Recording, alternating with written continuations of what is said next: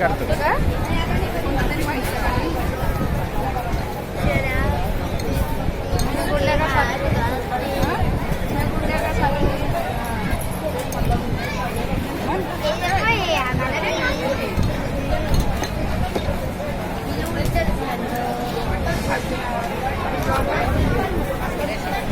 आमची मिसळ आता संपलेली आहे. बाबा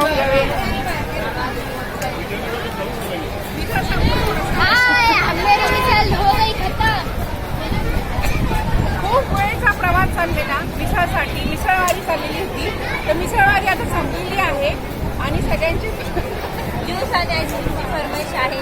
हा ज्यूस आणि आईस्क्रीमची फरमाईश आहे. कोण पूर्ण करणार? पप्पा